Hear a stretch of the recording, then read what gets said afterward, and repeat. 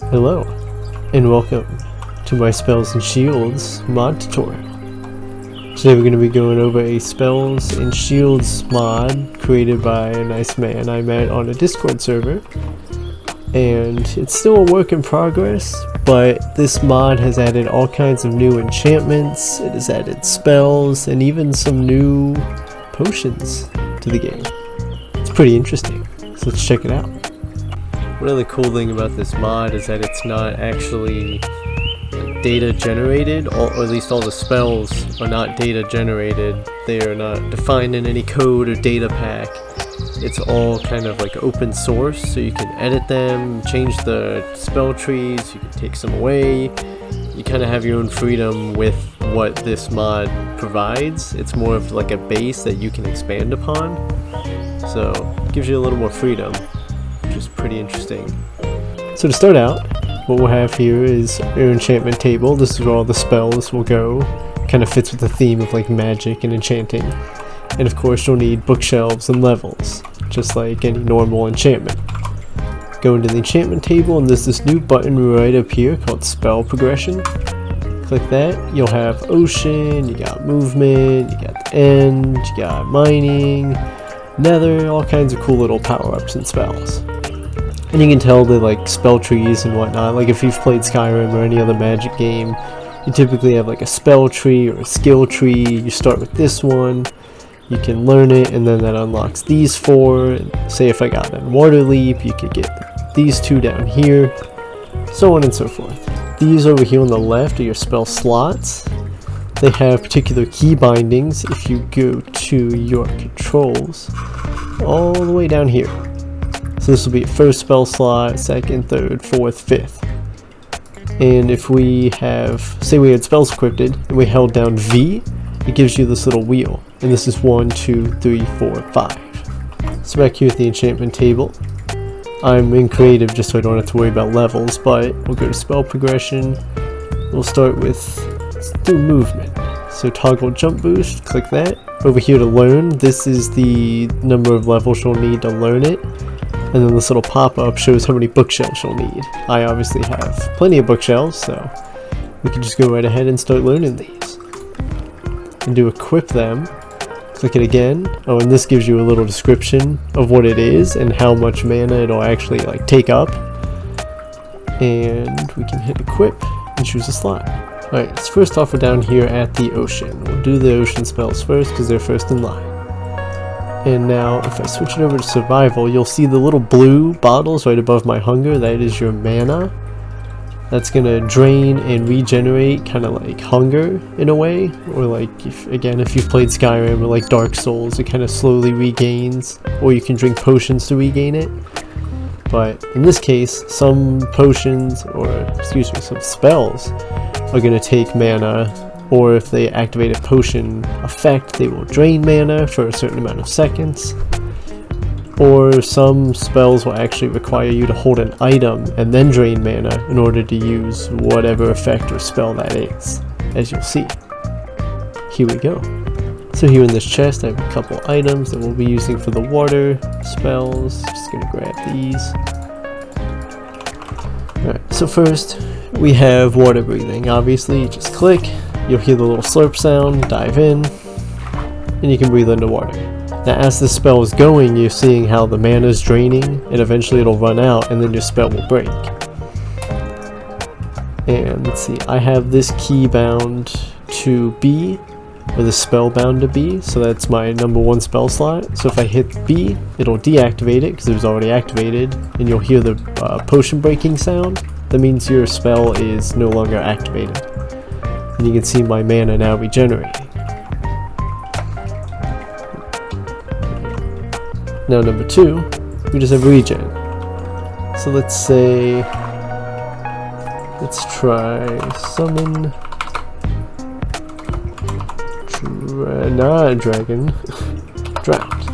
A couple of these guys, and they're attacking me underwater. And that one has a trident. So, you know, let's try one that doesn't have a trident.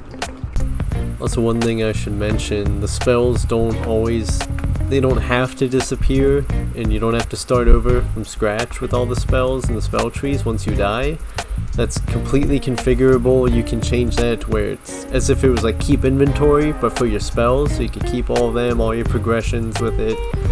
Because personally, I like to play with keep inventory on. I hate losing my stuff and having to go back and get it. And I know that would absolutely suck if you had to do that for spells too. So that's completely configurable. So now let's try this again. So we're gonna do a regeneration.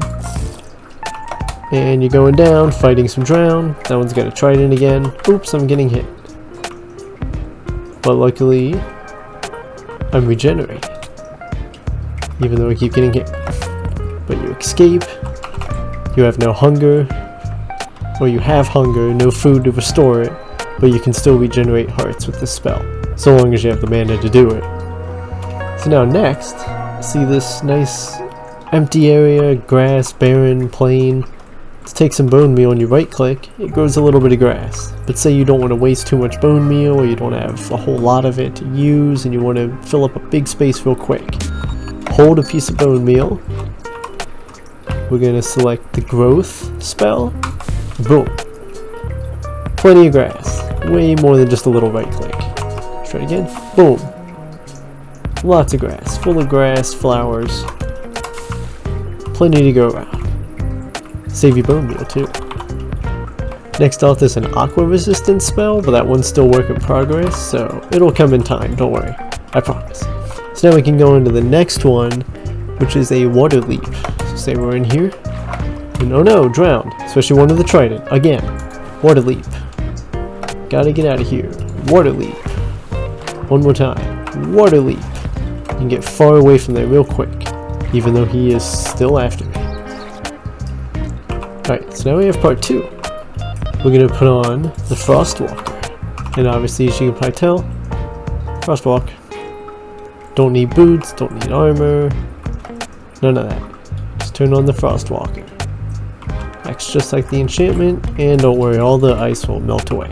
If you don't want to ruin your nice beautiful lakes. Alright, now say you got this guy invading your land. Giving you bad trades. Oh, actually maybe that's not bad. Yeah, not bad. But I don't want you. So what we're gonna do, this little water thrower spell right here. Boosh. Catch the water again. Boosh. No more. Takes care of all your wandering villager problems. But now let's say he comes back. And you don't have any water, but you got some potions. But they're not the throwing kind. Use this one right here. Potion shot. Gotta aim it a little more carefully, but harming. Oh, guess I missed that one. Harming. What kind of foul creature are you? Oh, whatever. It's supposed to launch the potions without having to use an actual piece of gunpowder to transform them into throwable. But now, if you have some copper and this lightning spell, this is by far one of the most exciting spells. We can get rid of this guy quite easily. Just make sure nothing burns. At least nothing you actually care about. But look, he's gone. It was a lightning strike, it wasn't me. I didn't see anything. So next up here we have the movement tab. All these movement spells. Got a jump boost, got a leap, jump, pocket rocket, toggle speed, mana souls, blow arrow, pressurize, and feather falling. Or slow falling in this case. So let's head out and see what these do. Alright, so we'll activate the jump boost. Which gives you a little extra boost when jumping. See this little fence? You can jump right on top of it now. Usually you can't. Now you can. Now next we have a leap. This one kinda gonna need a backup for this. Say you're trying to run away from an evil cat. Need a leap out of the way. Whoosh! Oh no, another cat. Whoosh! You can leap. Whew. Quick leaps. Now if the leap's not enough for you, say there's an evil chicken wandering around eyeballing you, and you need to get away quick, toggle speed. So you can give yourself a little extra boost to your sprint. Cool. So next we have our jump, which this one you're gonna have to be careful with fall damage. Whoop! Luckily a chicken to break my fall. But if you ever need to get up somewhere high, get up into the trees and just hope you don't damage yourself too much. After this next one, we're going to need an elytra and some gunpowder. If you don't have enough to make rockets, or if you're just kind of wanting to save up on gunpowder, what we can do is we're going to take off and we're going to activate the pocket rocket, which will shoot off 4 rockets for 1 piece of gunpowder, allowing us to fly around.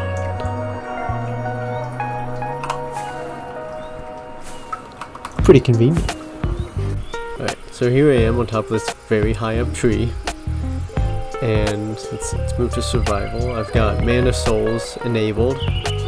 So what this is going to do is, instead of taking hearts, like health damage, I'm going to take mana damage. Well, the mana is going to be in replacement of my hearts, depending on how high I fall, or how much falling damage I take.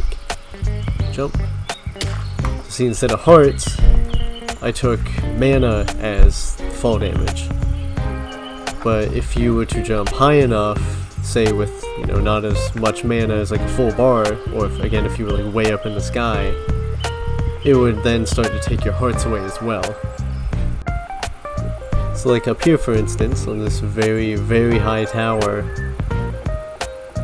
say I have my full bar of mana, but I don't even think that's gonna keep me from taking no damage from this fall. So once all my mana is depleted, it will start to then take hearts from fall damage. Just like that. So if you fall high enough, you will still die. So just don't go jumping off buildings or cliffs, please. Alright, so now say you're stuck up in a tree, you're a little low on health, and you don't want to fall and hurt yourself. You can activate the feather fall. So you can just simply glide down without any worry.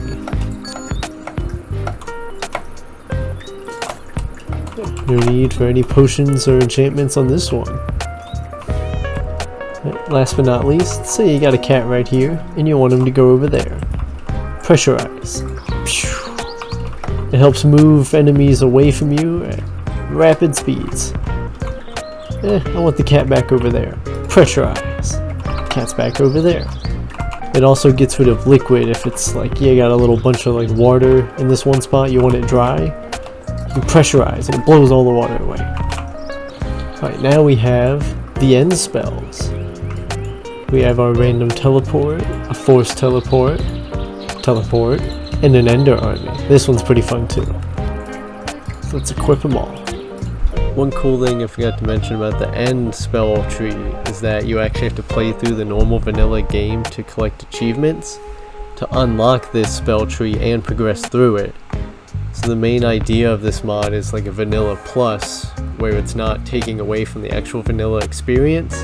It's just a little addition here on the side. That's kind of why like the mana regeneration is slow, and why some of the spell trees and your spells will get lost if you have that configured once you die. Because it's not really supposed to take away from the main combat, it's just kind of like an addition to enhance the experience of vanilla. And for this one we're going to need chorus fruit and a dragon head. So this one's definitely a lot more end-game level spells. So say you got a wandering trader annoying you again, keeps coming back, hold chorus fruit, and let's do the random teleport. You can get away from it. But you might want control over that teleport.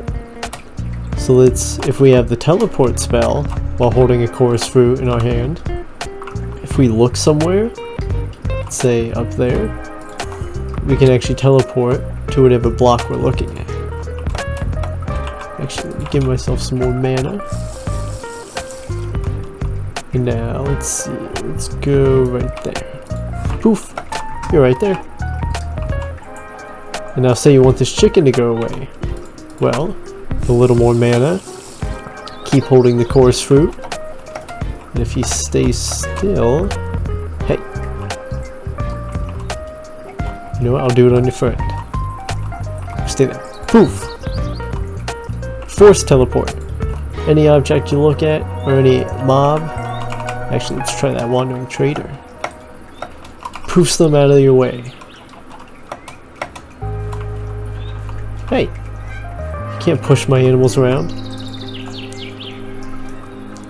You're gonna regret it when I get my mana built up.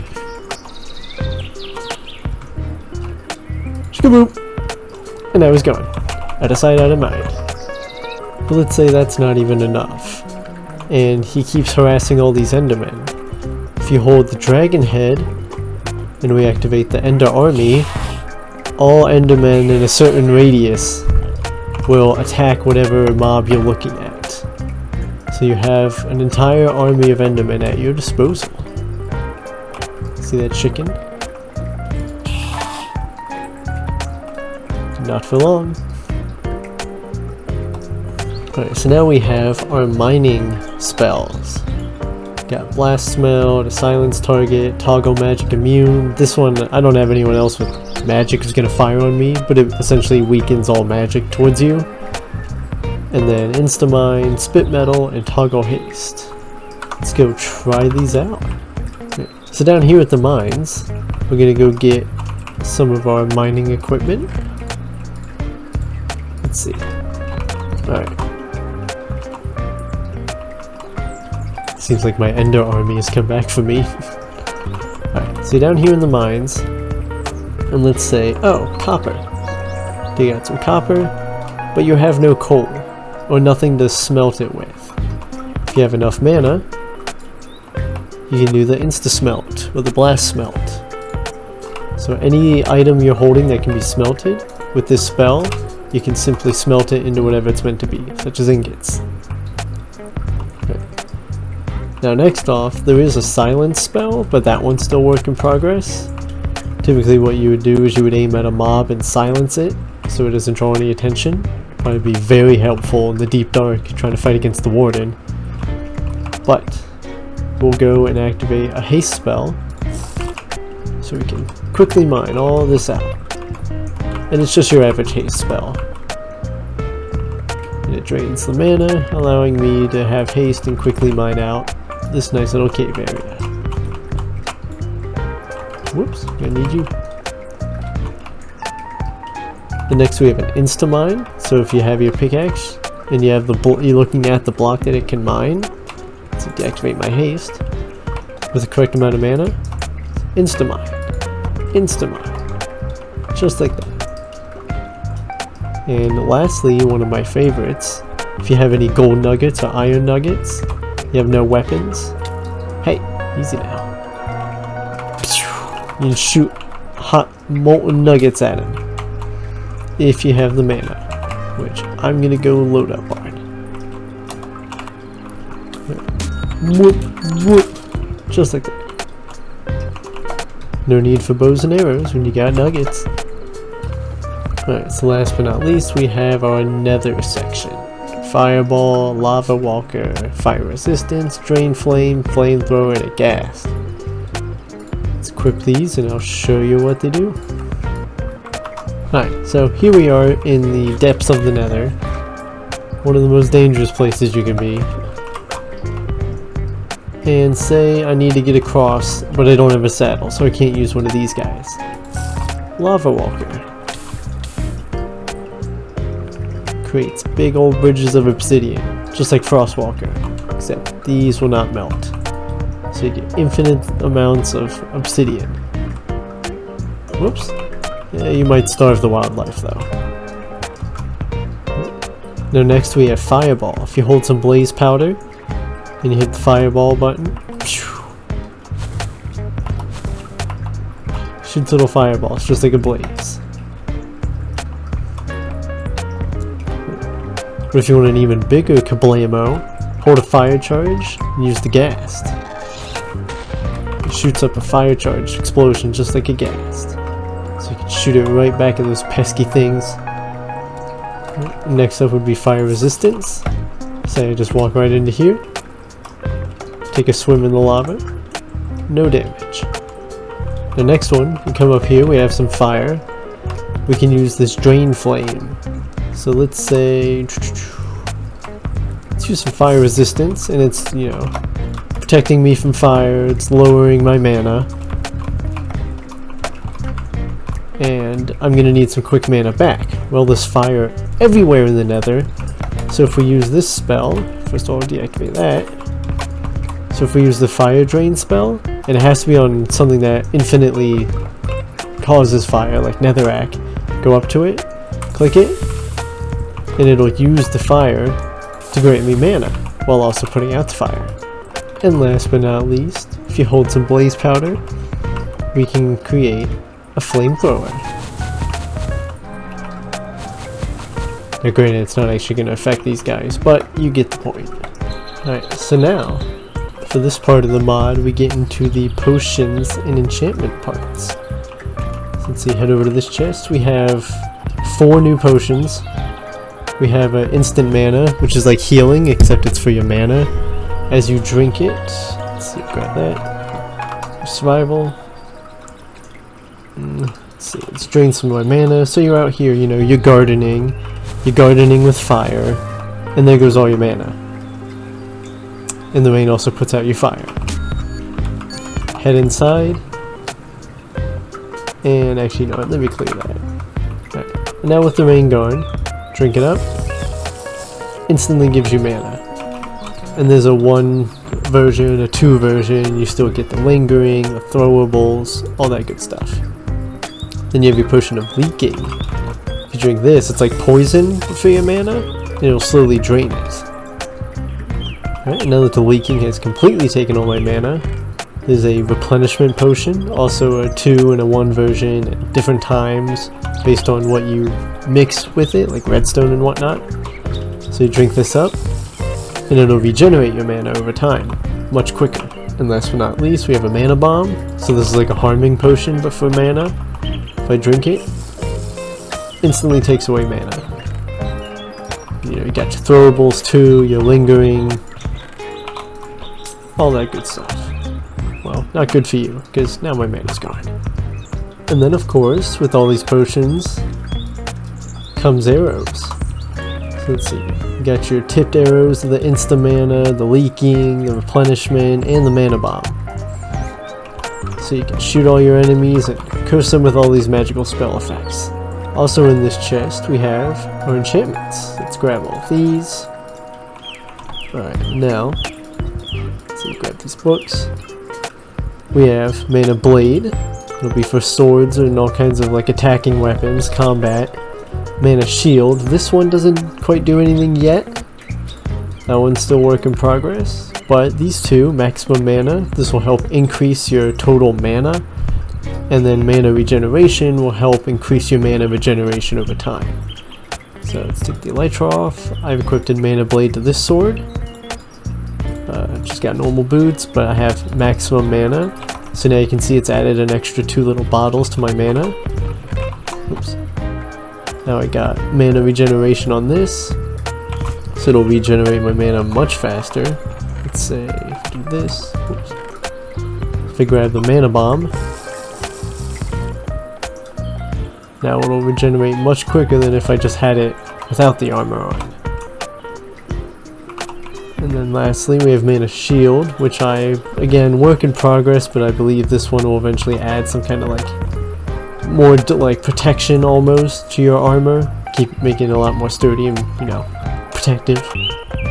So another cool thing about the mana regeneration spellbook you can put on armor is that if I go into survival mode here, let's see, I take away some of my mana, we'll notice how long it takes for it to regenerate. Let's see, 1, 2, 3, now I got a half point of mana back.